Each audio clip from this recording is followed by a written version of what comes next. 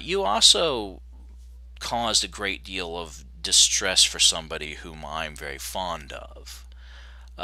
And I can't stress enough that in that regard, I will fuck you over for that one of these days if it's the last thing I ever do.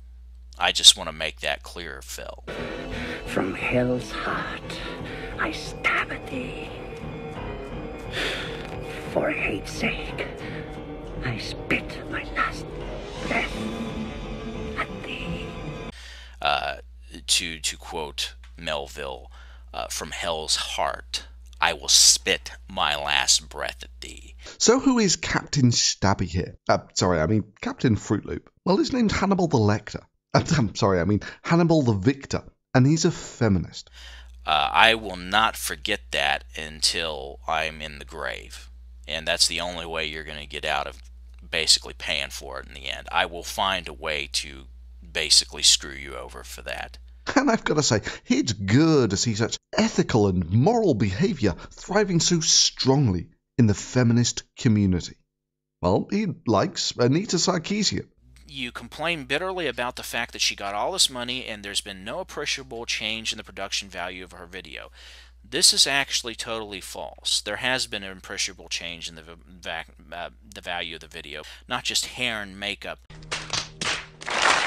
Not just hair and makeup, but lighting, specific types of lighting. Well, great news. Today I'm going to show you how you can change the world using only a video camera, a plaid shirt, and a dream. Sound effects, sound control, sound editing, editing of the film footage.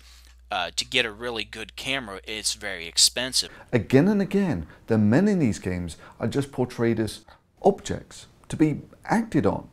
We're thinking about the object-subject dichotomy. Subjects act, objects are acted upon. This is via what's called the subject-object dichotomy. In the simplest terms, subjects act and objects are acted upon. The subject. Subjects act while objects are acted upon. Now I know you're thinking, crazy Lacey, what's this got to do with sexuality? And the answer is everything. Because once something has been turned into an object, violence against that object becomes intrinsically permissible. And I'm sure that Anita Sarkeesian actually had to sink a lot of money into that to do just that. Pokemon strategically places all of the Squirtles under direct female supervision. This is meant to suggest that women are meant to stay home to care for their children and their respective Pokemon. Great job, but this time let's make sure everybody knows that you're reading off of a teleprompter. Homer Simpson calls his snow removal business Mr. Plow. Mr. is meant to represent his hatred for women, and Plow, which is code for rape, describes what he intends to do to his customers. He might as well have just called it Mr. Rape. Truth Stings have repeatedly said that Anita Sarkeesian needs to do things like cite her sources. In other words, viewing media that frames women as objects or sexual playthings profoundly impacts how real-life women are perceived and treated in the world around us. First of all, this is a layman production, as one person has already pointed out to you, two twits. Paradoxically, and somewhat ironically, those who most strongly believe that media is just harmless entertainment are also the ones most likely to uncritically internalize harmful media messages. In short, the more you think you cannot be affected, the more likely you are to be affected. And two, she's using feminist theory as a critique on popular culture. We must remember that games don't just entertain. Intentional or not, they always express a set of values and present us with concepts of normalcy.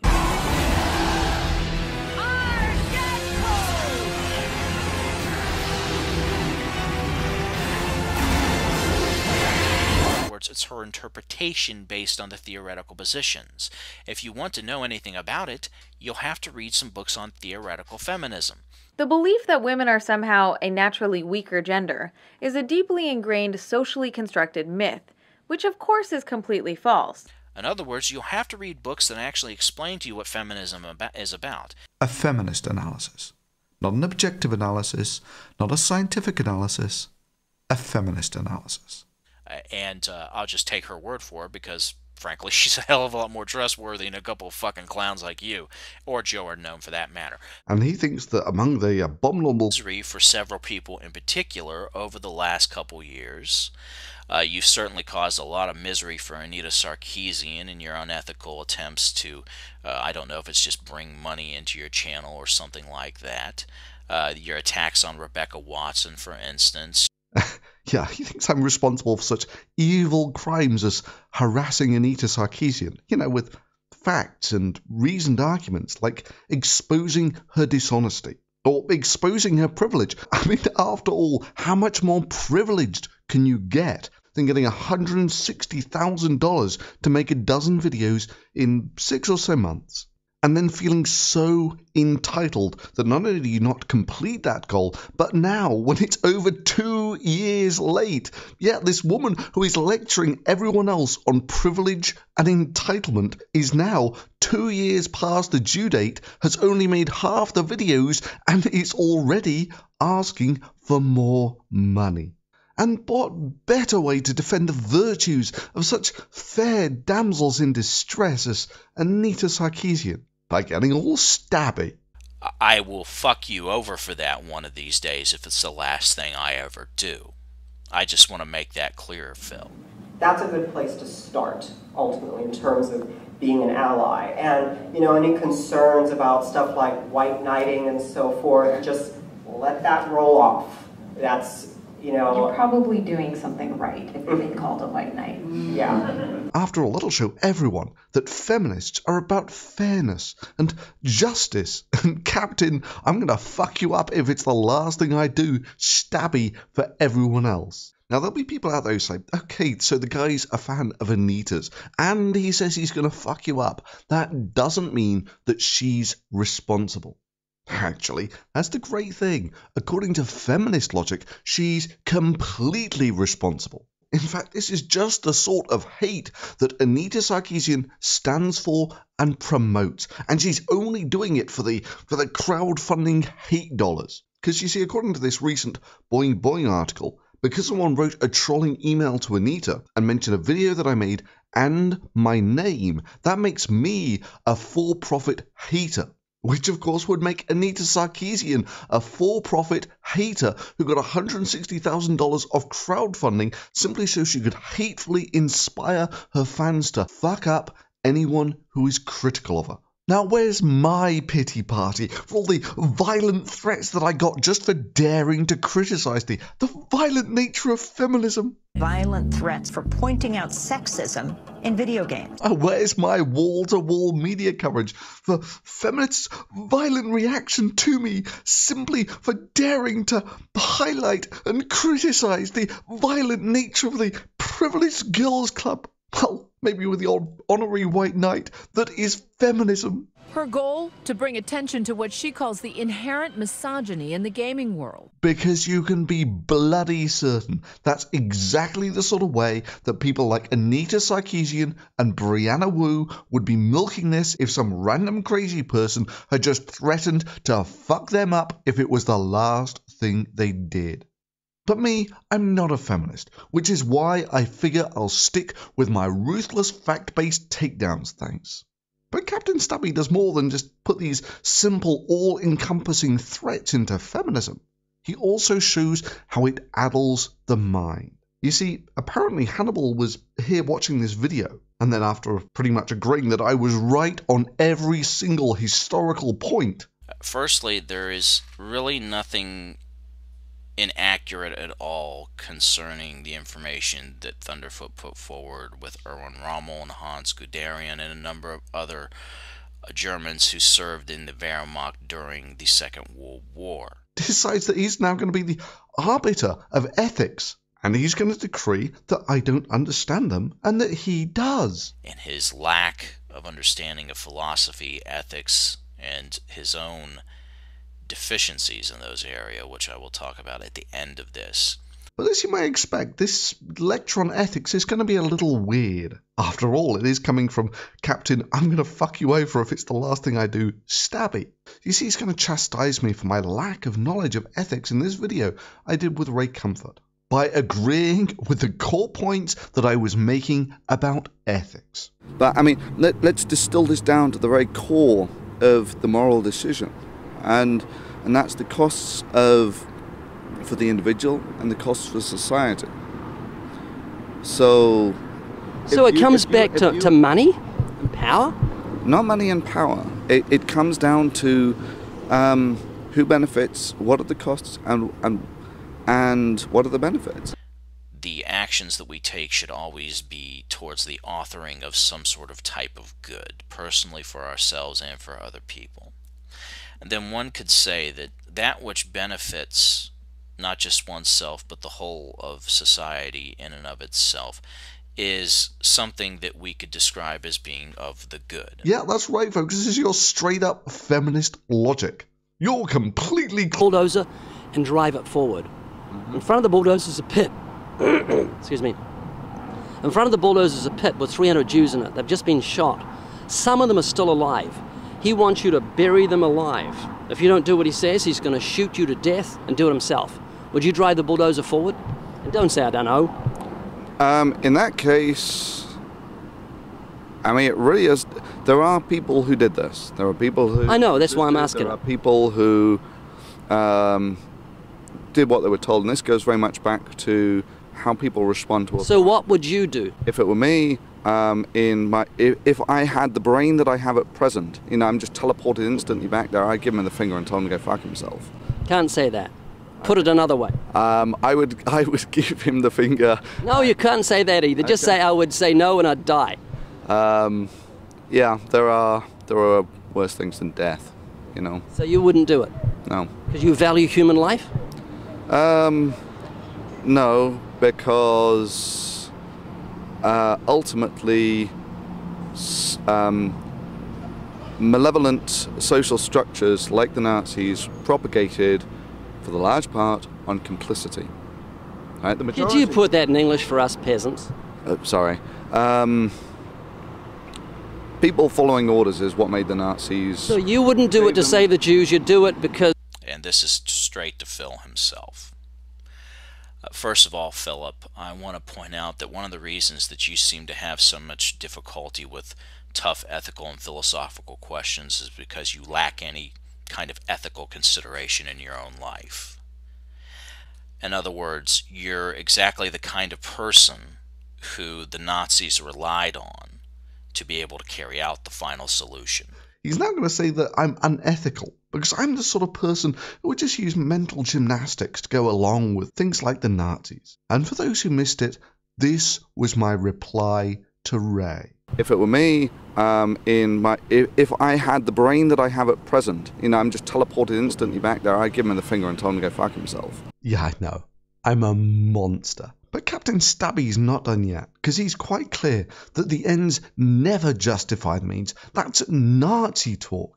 In my study of the Holocaust, I discovered that there were many individuals like you who were flexible in terms of their morality, said that the ends justified the means, and figured out all kinds of mentally gymnastic ways to justify doing something awful to people. And you, Phil, are one of those individuals. And only truly unethical people like myself would ever do that, which is why he hates me so much. See the things that you've done, see the consequences of what you've done, much like many of the Nazi leadership. You really don't care at that point. And that is the whole problem here. Just like people, for instance, many of the Nazis, the ends justified the means, or other people who have done horrible things simply saying that the ends justify the means, or they don't really have any ethical considerations like you do, Phil, because you clearly don't have any basis for ethics whatsoever. And why is he going to fuck me over if it's the last thing he does? Because the ends do justify the means, just like they did with the Nazis, right? And like I said, one of these days, I am going to find a way to fuck you over for what you did, one way or the other. If it's the last fucking thing I do, okay? And that might violate some of my ethics, but at that point, I'm really not going to care. That in my study of the Holocaust, I discovered that there were many individuals like you who were flexible in terms of their morality, said that the ends justified the means, and figured out all kinds of mentally gymnastic ways to justify doing something awful to people. And you, Phil, are one of those individuals. This is just more ad hoc rationalization by you. You need to be able to fit this into your paradigm of racism. So you have to figure out a way around it. And so you give this ridiculous explanation, but it's only what you think. It's based on nothing more than your opinion. You don't really know what those people think and why they think it. You simply assume that. And you assume that about everybody, the same way that you label anybody who disagrees with you as being some sort of race egalitarian or race flat earth belief in creationism or whatever the hell it is you're doing this week. But the whole time that you're doing nothing but associating your opponents with what's considered... You're exactly the kind of person who the Nazis relied on to be able to carry out the final solution. You're not actually doing what should be done here, and that is making an argument. And that's something you fail to do constantly. Look, Hannibal, for a second, let me just level with you. Instead of going on these bitter diatribes... Just motherfucker, I hate you, Phil. You don't know. God damn it. I fucking son of a bitch. I can't even talk. You might want to take a page out of, say, the rationalist book and maybe present some evidence for these hideous crimes you think I've committed. I mean, surely if I've committed these hideous crimes, you can come out with some evidence for it. Maybe a spattering of a reasoned argument? I know it'd be breaking the mold for a feminist video, but you might at least try. I mean, because let's be real. Otherwise, people are just likely to come to the conclusion that you're some crazy, wacko, spiteful drunk who goes out and threatens the cornfields in Ohio with a sword or something. Just saying. But Captain Stabby, let me make this clear, crystal clear. You cannot hurt me. There is nothing, absolutely nothing you can do to hurt me. You cannot get me fired from the institute where I'm currently working. Because first of all, they know all about my YouTube activity and we discuss it regularly. Secondly, my income now comes primarily from my work on YouTube, to the point where in essence I now only work at the university as an active charity because I still have a good research mind on me. Plus, it keeps me sharp. In some ways, it's got a sort of full circle thing going to it, in that when I first started making videos on YouTube, I essentially did this on the back of a research salary. And now 5 or so years later, that position has reversed, in part because there will always be some small-time petty loser like yourself who will be more than happy to target someone's job simply because you don't like their opinion. And yeah, there are feminists like Rebecca Watson who have stated that they think doxing is okay. In her case, merely because someone made a joke at someone else's expense. That was it. That was enough for her to be happy. He would tell all of the local Muslim groups where I worked. I also wonder what your statements with your name attached. Because nothing says I could easily and convincingly show that your position is utter bollocks on a free and open marketplace of ideas. They're not doing any of that, but instead trying to fuck up someone's personal life. For me, you mostly target the ideas and not the person, because most of the time the person's not actually that relevant, and I can hardly ever think of a time when their job's relevant. There are only a small number of times when the person becomes relevant. For instance, in things like where it's clear that they will straight make up bullshit in order to push ideological points. And the person's identity only becomes relevant in a very minor number of cases. Like, say, for instance, if they're setting up a porn account impersonating someone and putting Photoshop images of that person onto that site. I understand that Thunderfoot has little problem with me photoshopping him into images, all by my vigorous, persistent, and harsh criticism of him, but to set up accounts that were virtually indistinguishable from their own and tweet grotesquely racist and sexual comments to his friends and colleagues, and to post a photoshopped image of him masturbating that potentially fool many, crossed a line. I now realize that this was wrong and clearly crossed a line. And I stress, it's the impersonation thing that's the most important aspect here. The uber irony, of course, is that Anita Sarkeesian would be happy to merely call the photoshopping into porn weaponized porn, and it's a form of harassment, right? I've been attacked with a constant torrent of grotesque misogynist harassment, everything from gendered hate speech. I don't give a fuck who you are, Phil. I will knock your dick in the dirt if I have to. To weaponized pornography, where they superimpose my face on pornographic images and then spam me with them. And of course it could never happen to male gamers because of their privilege. I can publicly post my username, gamertag, or contact information online without having to fear being stalked or sexually harassed because of my gender. I will knock your dick in the dirt if I have to. I do not have to carefully navigate my engagement with online communities or gaming spaces in order to avoid or mitigate the possibility of being harassed because of my gender. I will knock your dick in the dirt if I have to. If I am trash-talked or verbally berated while playing online, it will not be because I am male, nor will my gender be invoked as an insult. This is why, Thunderfoot, I can't wait for the white men at the top of the atheist community, the Four Horsemen, and then people like you and Pat Condell. I can't wait for you guys to hurry up and pass away so that more women and non-whites can take their proper seat at the table. And of course, it goes without saying, you can rely on Anita Sarkeesian's fan club to roundly condemn such weaponized porn when it happens to Anita's critics. Right?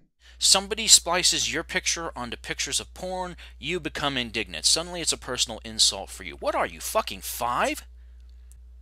Because if I listen to your speech and the way you act, you seem like you're only 2, 3, 4, 5 years old, maybe.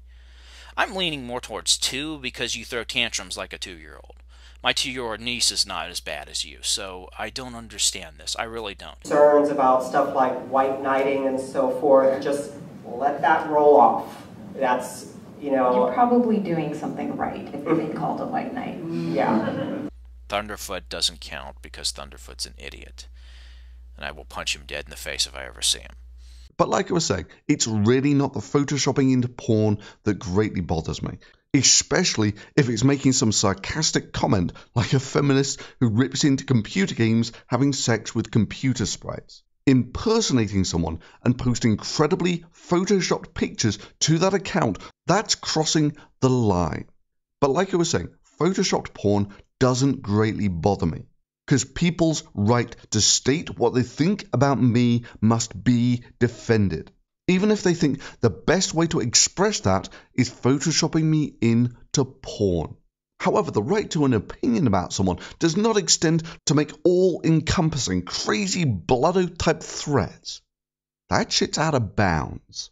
And like I said, one of these days, I am going to find a way to fuck you over for what you did, one way or the other. If it's the last fucking thing I do, okay? And that might violate some of my ethics, but at that point, I'm really not going to care. Indeed, let me tell you, I've offered to on-paper quit from the academy simply to spare them the harassment of nutters like yourself. And you might think that's some random hypothetical, some weird attention seek, because it would never happen in reality. Except only this week, another munchkin wrote to the academy where I'm currently working, and the local police, and all of the local newspapers, saying that, you guessed it, that this video shows that I'm a Holocaust denialist and should be arrested and put in jail. Now, does he ever show any of these claims? Of course not, because they were never said. It's kind of like swatting, the process where an honest and civically responsible citizen reports someone who likes playing Call of Duty saying, yeah, this guy says he likes guns and killing people online, and I've heard gunshots coming from his house. And the price is hateful emails. The price is hateful tweets. The price is having people harass you in public and online. It's to have people try to fuck with you, to dox you, to share those docs, to try to hack into your accounts, to fucking deliver pizzas to your house, to fucking swat your home, to put nasty, disgusting things in your P.O. box, to harass you, to destroy you, to wreck you, to tear you apart. Simply because they know who you are, for the lulz, for the laughs, for the fun. Sure, it's not nice to have gone from a research career, a real publishing peer-reviewed science career, to one where people will try and fuck with your personal life every chance they get. even if that entails screwing up research on some of the fundamental aspects of life, because they don't like feminism, so they shouldn't be able to do research on some of the fundamental aspects of life. And on that scientific research stuff, it is in many ways an iconic point of just how detached the likes of Captain Stabby is from reality.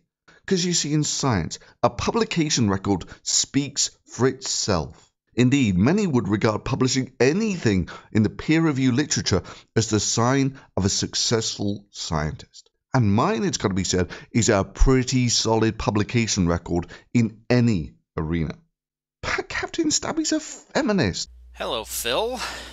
You'll forgive me if I don't stand on ceremony and address you by the term doctor, because in my eyes, not only have you not earned that title, you have not earned the title of human being. Never let the fact that someone is obviously a bloody good scientist stop you from calling them an academic failure, an idiot, a Nazi, a racist, a rape apologist, or whatever. But his friend's a chemist and says I don't understand chemistry. You don't even really understand chemistry all that well. That's come from people who are in chemistry.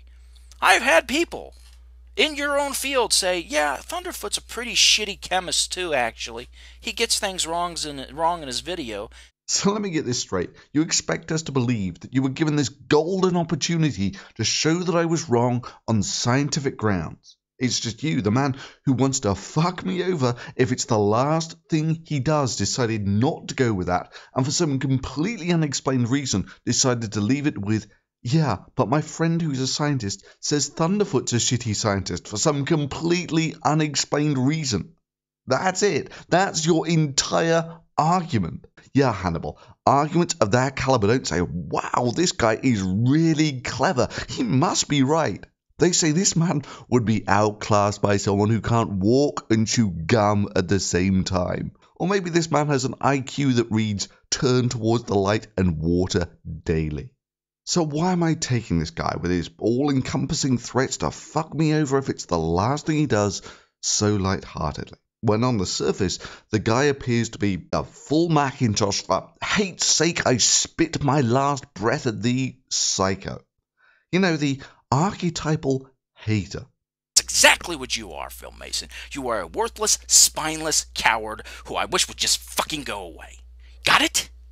Well, he's got some other videos on his channel where he says he's studying archaeology. Indeed, he's got some great footage of him digging some holes at Fort Ancient in Ohio in the summer of 2011.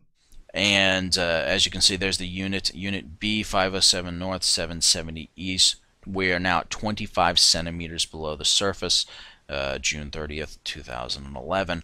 And he put some detail into showing all of this in his videos. Yeah, Mr. I'm going to ruin your career is actually a wannabe archaeologist. And yeah, first and foremost, all of this information was made public by Hannibal, published by him on his main channel, and this was not being done as some cheap-ass harassment effort by me, or because of some difference of opinion, or that because he thinks that I'm a dick, or he's said nasty things about me, or even what he thinks about me. This was done with the express purpose of ascertaining just how nuts the guy was making these blanket psycho threats, and if necessary, how to report him to law enforcement. I am hostile, and I am spoiling for a fucking fight. Okay, Phil? Damn straight, I want to know the details of the guy making the psycho threats, because people dumb enough to threaten you like this in public might also be dumb enough to do other shit too. And armed with all the information I would need to report him to the police, I decided to take the next step to see just how crazy the guy was, or would I just be wasting the police's time? So I decided to poke him once or twice in YouTube comments, and he went ballistic, saying that he was going to show my employers that I was a racist, a misogynist, a bad scientist, and so forth. I then asked him if he thought this being held accountable was something that should only happen to other people, or if he thought this being held accountable was something that should include people making, psycho threats. Merely the suggestion was enough to turn Hannibal the Stabby from crazy, hate-spewing monster to civilized, domesticated puppy. Hannibal the Balloon Man, strong and firm when pumped up, limp and weak when the hot air leaks out of him. And then, with a little more investigation, I found this. I'm kind of biting my tongue on that one right now, because if I start talking about it, I'm gonna get a little fucking pissed off. Which I'm already sort of pissed off, so it wouldn't be good if I continue to have the rage build. Because suddenly there's going to be a report coming from somewhere in the frozen tundra of Ohio of a man drunk off of his ass and daring cornstalks to fight him in single combat waving a samurai sword. And the only people that are going to know what's going on are the people that know me personally. Like, yep, there he is. Fuck, we got to go stop him.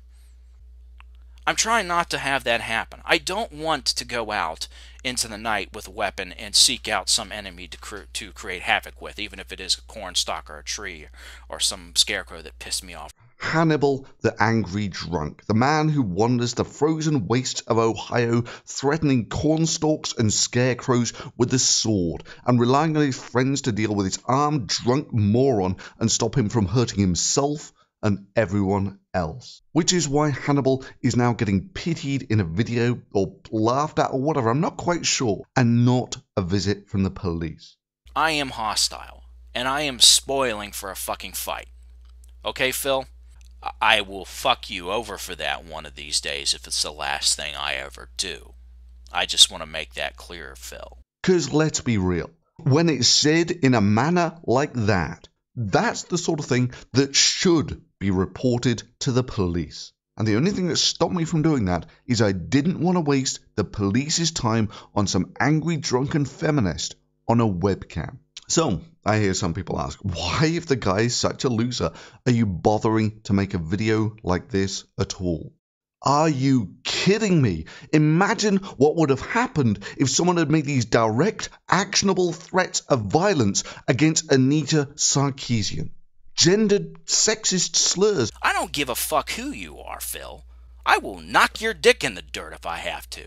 Combined with threats of violence, can you just imagine for 1 second that Anita had such solid evidence as some guy threatening to fuck her up if it's the last thing they did?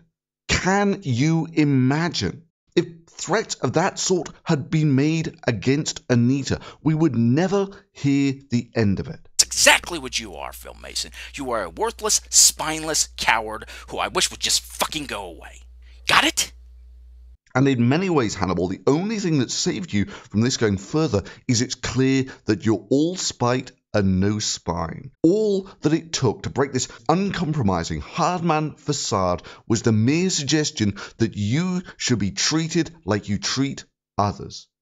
And I want to be clear, it wasn't even the reciprocation of his actions that made him roll over in an act of craven submission. No, it wasn't doing anything. It was merely the suggestion that people should be able to treat him like he treats others. And he has the gall to presume to lecture others on ethics. Oh, and by the way, Hannibal, way to represent the Anita Sarkeesian fan club.